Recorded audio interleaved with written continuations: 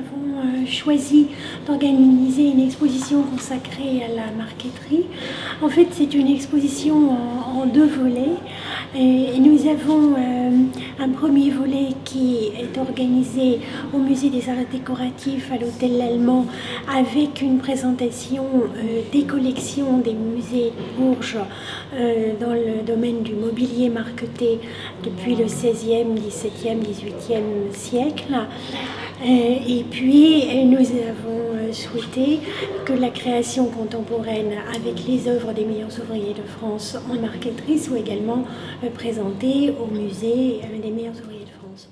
Je vous ai évoqué tout à l'heure les chefs-d'œuvre de maîtrise qui ont été acquis par les musées de Bourges il y a quelques années.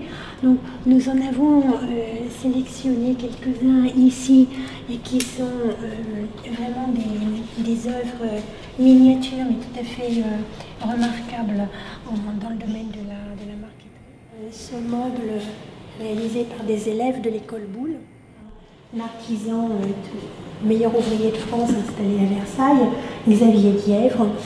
Cette commode qui est une copie de meuble Louis XV. La marqueterie reste plus que jamais, je crois, liée à un décor de surface, mais elle prend une forme de plus en plus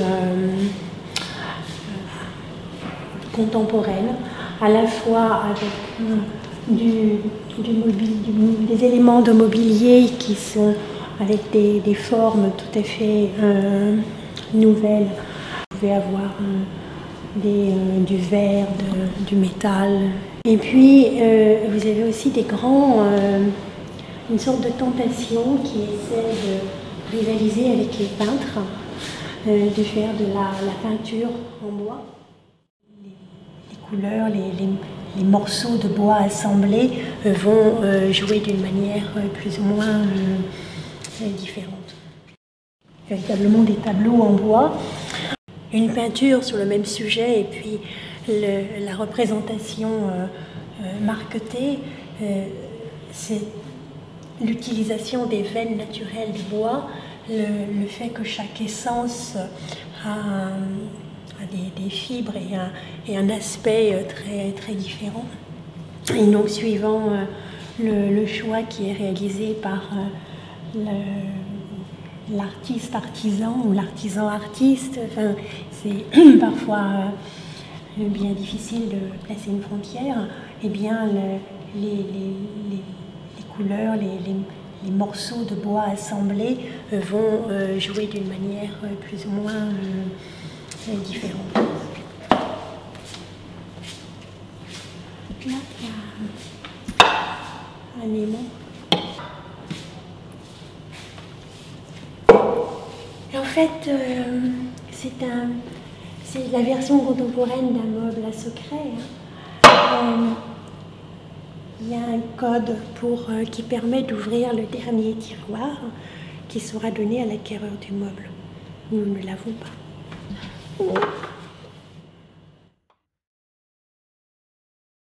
Plusieurs points. La marqueterie aujourd'hui, c'est un terme qui recouvre des choses en réalité extrêmement diverses.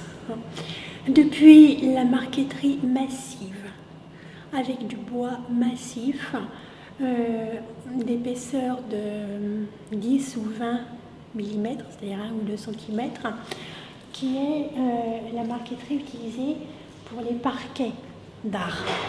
Donc là, ce n'est pas du plaquage, c'est vraiment du massif et on peut marcher dessus. Mais vous voyez le raffinement, nous l'avons évoqué tout à l'heure, la marqueterie qui perpétue les techniques de décor du mobilier. Normalement, c'est un décor de surface qui est proportionné à son support avec un jeu sur l'emploi des différentes essences de bois qui sont coupées en feuilles de plaquage extrêmement minces,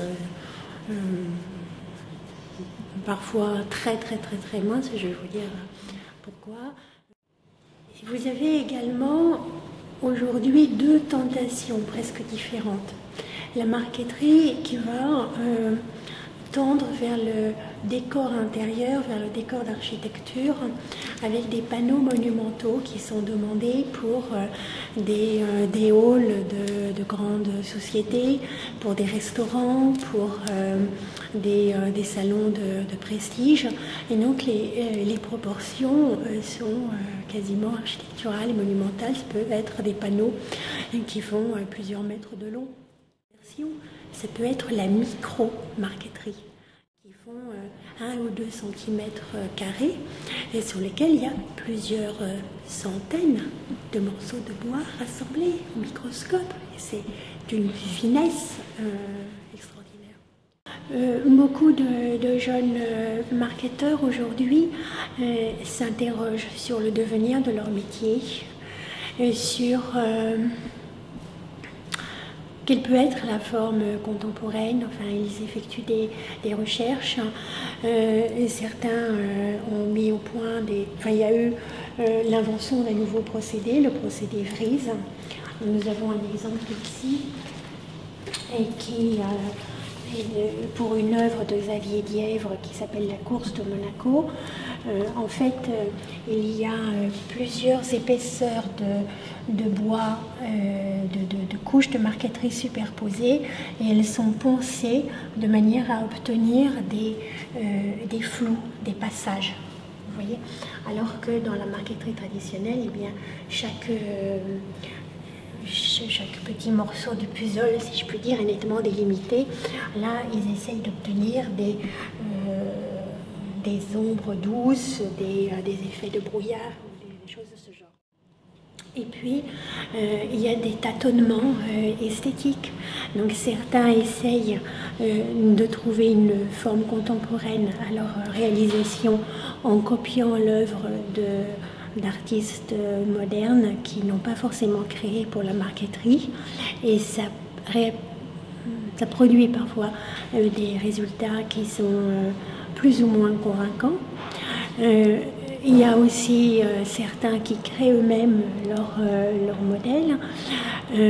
Et puis, dans d'autres cas, je pense qu'il y a vraiment des grandes réussites quand il y a une collaboration et une concertation entre un artiste qui s'exprime pleinement et un artisan et marketeur qui choisit avec lui les essences de bois, et quand il y a un réel échange. Donc il y a, je crois, là une direction et un travail intensifié de relation entre la marqueterie d'art et le monde de l'art contemporain. Ce coffret réalisé par Joël Philippin Stéphansen, et qui est un objet particulièrement précieux, qu'il a appelé d'ailleurs My Precious.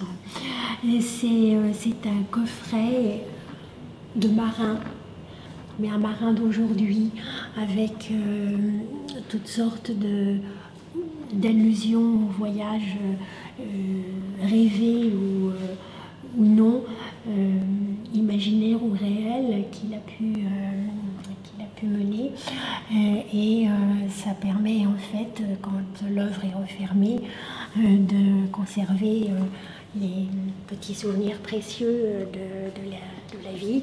Et je trouve que c'est un objet particulièrement émouvant. Certains artisans aiment rire, ne se prennent pas trop au sérieux, et j'aime bien ce bonhomme. Je me vois déjà. C'est le marketeur qui, devenu tout vieux, continue à se rendre malgré tout à son atelier dans un état assez pitoyable, mais voilà, il y a de l'humour, c'est comme une caricature de lui-même, et j'aime bien cela. Donc vous avez à la fois du traditionnel et de l'innovation, avec des matériaux évidemment très contemporains. Fouquet, qui est sa pièce de concours pour l'année 2007, on a une sorte de concentré finalement de la marqueterie, à la fois dans ses aspects techniques et ses aspects esthétiques. Bon, d'une part, on voit bien que par l'emploi des différentes essences de bois et la manière dont le fil du bois et le sens des veines est utilisé, eh bien, elle joue avec ces aspects-là pour donner l'impression de profondeur.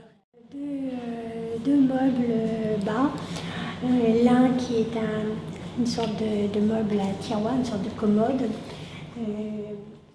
Éric Poignard a choisi comme décor d'interpréter un tableau de Salvador Dali. Et ça crée quelque chose d'assez extraordinaire. Donc, nous sommes rue de l'Hôtel L'Allemand, devant l'entrée du musée des arts décoratifs, situé dans l'ancien Hôtel L'Allemand. C'est un très bel hôtel particulier. Les collections des musées de Bourges comportent un nombre de pièces de mobilier et d'objets d'art qui est très important. Et parmi celles-ci, nous avons une collection de meubles marquetés dont les premières pièces ont été acquises ou données au milieu du XIXe siècle et puis quelque peu complétées par la suite. Aujourd'hui, c'est un ensemble tout à fait remarquable de pièces de marqueterie dont certaines sont fin XVIe, début XVIIe, de magnifiques mobilier d'époque Louis XIV, comme ce bureau à 8 pieds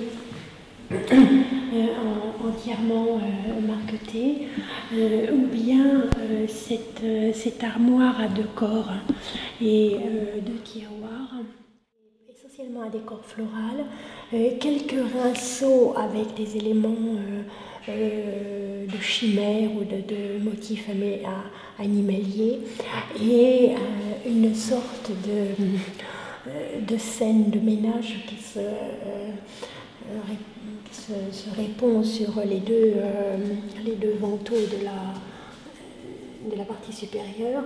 Ici, vous avez le mari qui boit et qui, semble-t-il, suscite la colère de son épouse.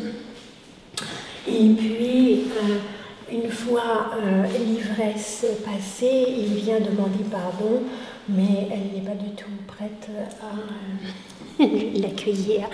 Donc, il y a parfois de l'humour. Nous avons aussi des pièces qui traduisent le goût de 2 époques différentes. Ce meuble est donc composé à la fois d'un décor, d'éléments de décor comme cet ensemble de coupes, de fleurs, de rinceaux, etc., et qui sont de la même époque XVIIe que l'armoire avec le même type de personnage. On ne faisait pas de bureau de pente. Donc le meuble a été retransformé, les pieds ont été changés pour répondre à une nouvelle forme esthétique que l'on... Vous avez également un très beau cabinet portatif, probablement du Tyrol, fin XVIe, début XVIIe, qui est l'ancêtre de nos bureaux, en fait, antérieur au meuble que nous venons de voir. Il est presque entièrement, enfin tous les tiroirs sont recouverts d'un décor de marqueterie à motif d'architecture assez fantastique. Ça aurait pu inspirer Boulet à l'époque néoclassique. Vous avez des sortes de ponts qui sont brutalement interrompus, des grands oculus qui donnent une perspective sur des villes imaginaires.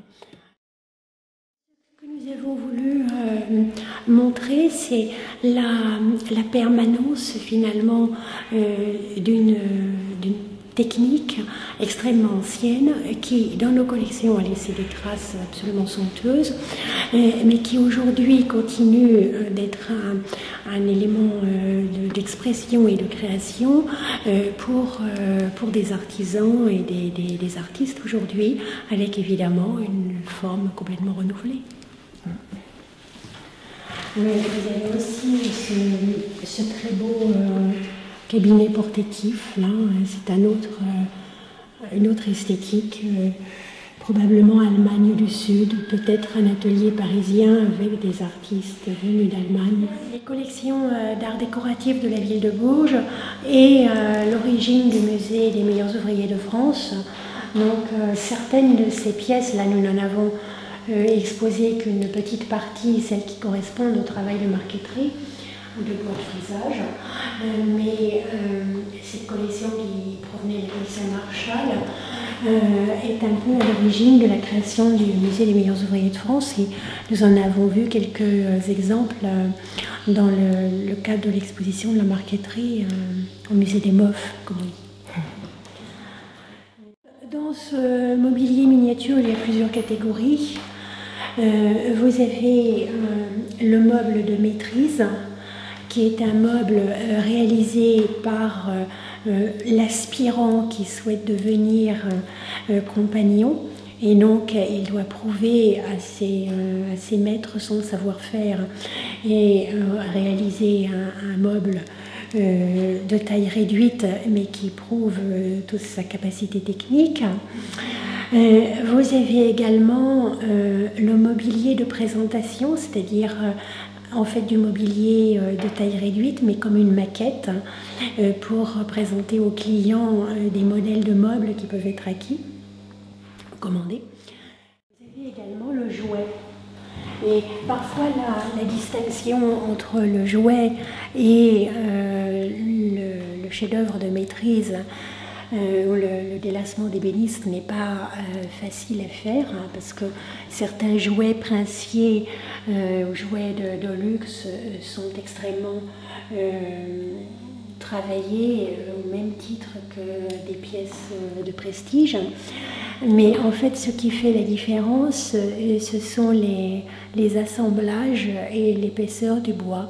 Parce que quand c'est réalisé pour les enfants, eh bien, les assemblages sont plus épais et les bois plus épais pour pouvoir résister aux manipulations un peu brutales des petits.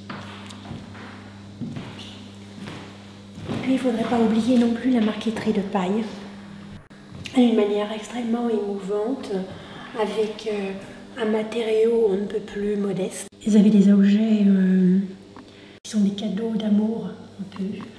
Comme cette boîte à mouches, avec à l'intérieur une inscription « Que vous coûte-t-il de m'écrire pour soulager mon martyre ?» Je voulais vous montrer l'Arche de Noé, qui est probablement un jouet. Donc il y a l'arche elle-même, réalisée avec tout un décor de marqueterie tout à fait raffiné et très beau. Et puis tous les petits animaux en bois sculpté qui, eux, ne sont pas marquetés, mais ont dû servir de jouets et sont censés représenter les différentes espèces. Puis un cabinet d'ébène avec des marqueteries à l'intérieur qui forment une sorte de théâtre tout à fait exceptionnel. La partie extérieure et la façade des tiroirs en plaquage de bois d'ébène complètement historiés. Cela évoque des thèmes littéraires de l'époque. Et à l'intérieur, donc quand on ouvre la partie centrale, nous avons cette sorte de petit théâtre avec une perspective et un travail où différentes essences de bois avec du bois teinté, de l'os, des scènes gravées constitue quelque chose d'un effet extrêmement précieux.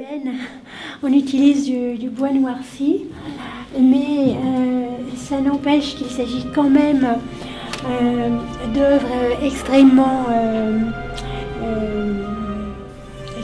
poussées dans leur décor, notamment ce décor d'ivoire d'une grande finesse qui est incrusté dans le bois.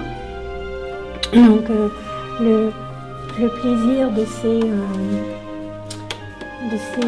meubles, vous voyez, avec leurs tirettes.